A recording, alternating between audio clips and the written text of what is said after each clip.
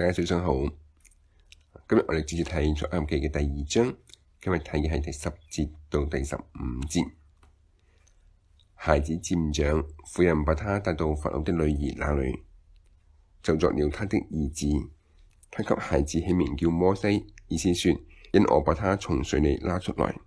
後來摩西長大，他出去到他弟兄那裡，看他們的重擔，見一個埃及人打希伯來的一個弟兄，他左右觀看，見沒有人，就把埃及人打死了，藏在沙土裡。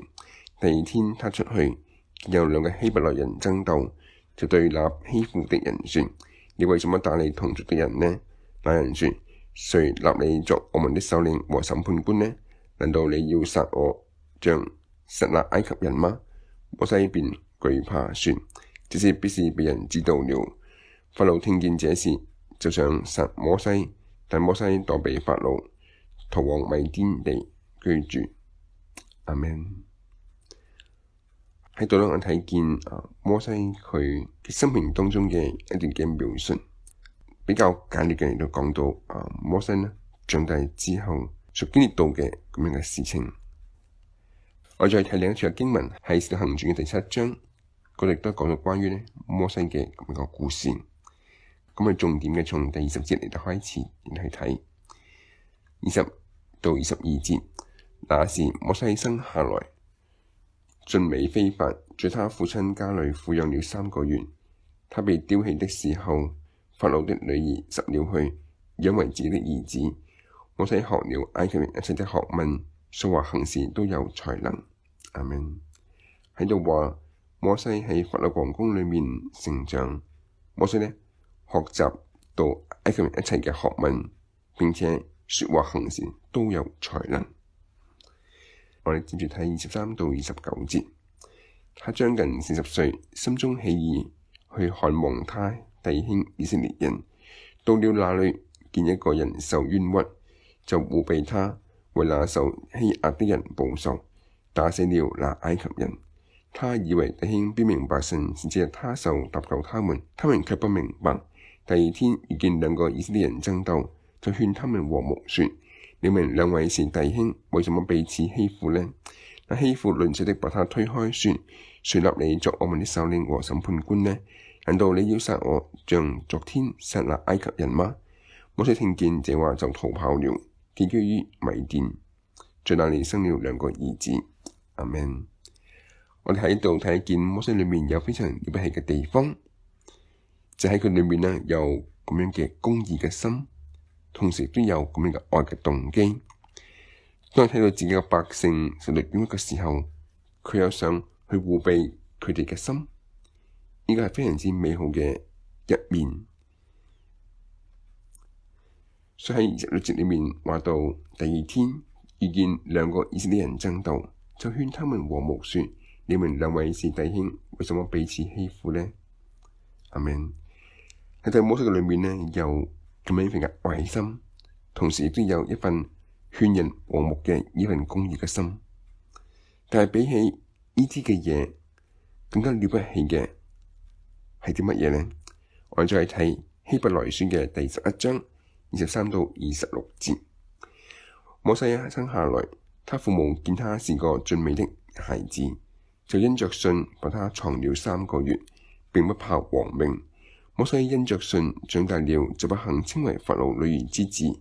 他寧可和神的百姓同受苦害，也不願暫時受罪中之樂。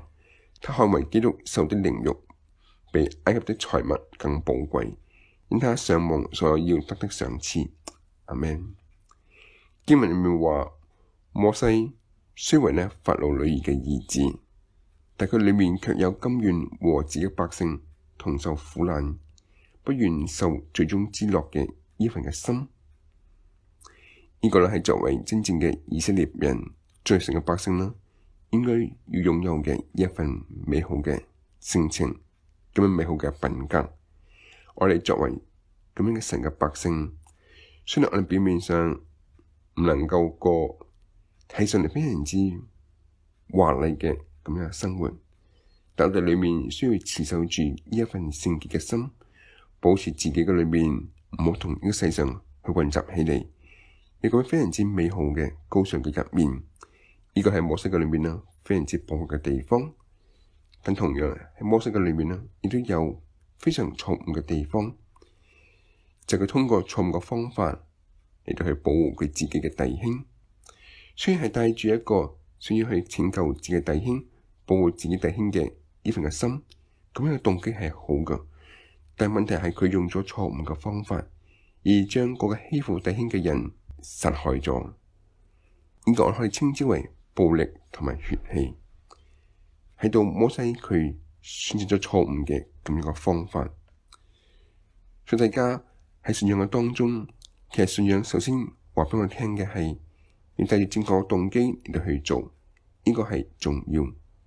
但同時都話俾你聽，需要用正確嘅方法，不僅僅動機係要正確，而且方法亦都要係啱嘅。但可惜嘅係摩西佢使用咗錯誤嘅方法。佢發血氣，打死咗嗰個嘅埃及人。上一節落嚟呢，佢就逃往米甸嘅曠野，喺嗰度牧養佢岳父嘅羊群。呢個係記載喺出埃及記嘅第2章，我哋會去睇第2章嘅16到22節。一日，他在井旁坐下，米甸的祭司有7個女兒，他們來打水，打滿了槽，要飲父親的群羊。有牧羊的人來，把他們趕走了。摩西卻起來幫助他們，又飲了他們的群羊。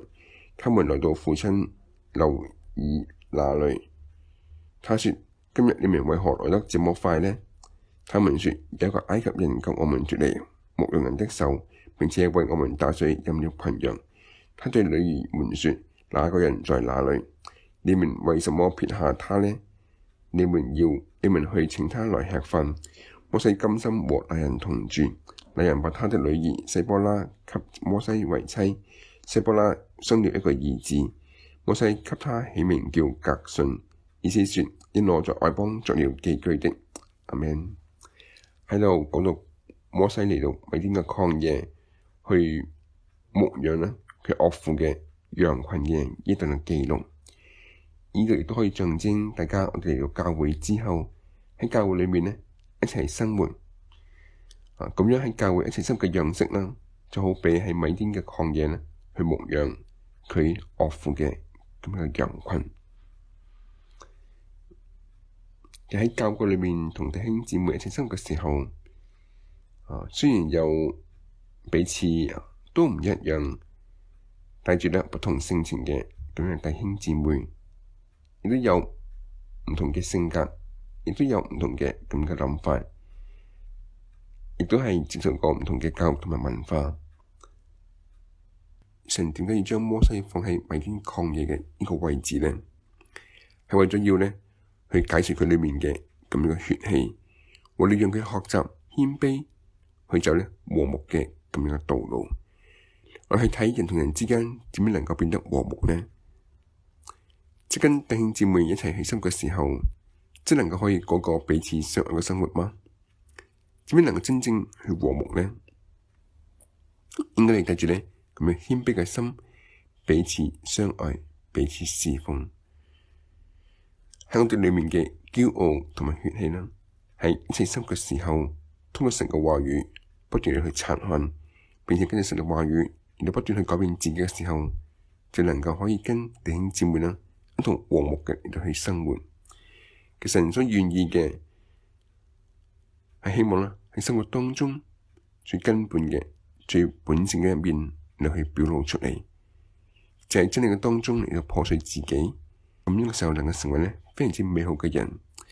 所以神喺米甸嘅曠野嘅位置，就好比我哋喺教會一齊生活嘅位置，喺呢個過程嘅當中彼此相愛、彼此珍惜，而將自己裏面嘅血氣、定住嘅心、定住嘅諗法一個一個嚟到去驅除，學習基督裏面嘅呢份嘅謙卑。呢個過程非常之嘅重要。希望我哋能夠明白，知道神係點樣嘅一位，並且睇見通過神嘅個話語摩西佢誕生啦，並且神一步步又帶領住佢。所以好希望其實喺我哋嘅信仰當中，同樣我哋都因正真理啦，喺真理嘅當中有咗咁樣嘅新嘅生命。所以喺每天嘅裏頭，你哋咁嘅真理嘅當中，一天天咧亦都係成長。盼望我哋嘅生活咧能夠成為咁樣嘅生活。咁第二章就講到呢一度，我哋一齊禱告。阿爸天父，我哋就感謝你，就感謝今日主你賜嘅寶貴話語，主讓聽得見喺主你所重用嘅你嘅僕人摩西嘅身上邊。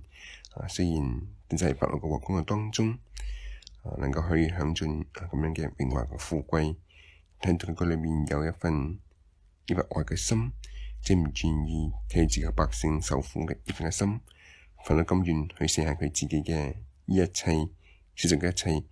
願意與住呢個百姓啦，一齊去生活，唔願意咧去享受係咁嘅最終之樂。呢一個係作為神嘅百姓非常美好嘅呢份嘅心。你睇見喺摩西嘅裏面，有一份公義啦，以至憐憫嘅心，只睇見弟兄有困難嘅時候啦，願意去幫助，願意去護庇對方。同時睇見。喺佢個裏面亦都有唔好嘅地方、錯誤嘅咁嘅地方，就係呢種人嘅一種嘅血氣同埋暴力。呢個正正係摩西從法老王宮當中所學習到嘅一切世上嘅知識，最主要我哋能夠知道，在神主嘅百姓應該以溫柔謙卑作為我哋嘅作為咁樣嘅聖潔嘅裝飾。呢個咁樣嘅生活，你感謝，你感恩主你，讓到能夠喺教會當中，能夠與弟兄姊妹一齊嘅咁樣嘅生活。通過呢個過程嘅當中，通過喺主你嘅真理，以至係咁樣嘅愛當中，讓你不斷嚟到改變我哋自己，更新我哋自己，以至能夠帶着一份彼此謙卑謙讓、彼此相愛嘅心，嚟到去互相嚟到去生活，嚟到去侍奉。通過呢個過程嘅當中，相信係讓我哋變得更加完全、更加美好嘅一個過程。你感恩你賜下咁樣嘅美好嘅群體啦，讓我哋一齊嚟去生活。願主你繼續嚟到引領着我哋我哋前面嘅道路。感謝你，禱告奉主耶穌嘅名字祈求，阿們。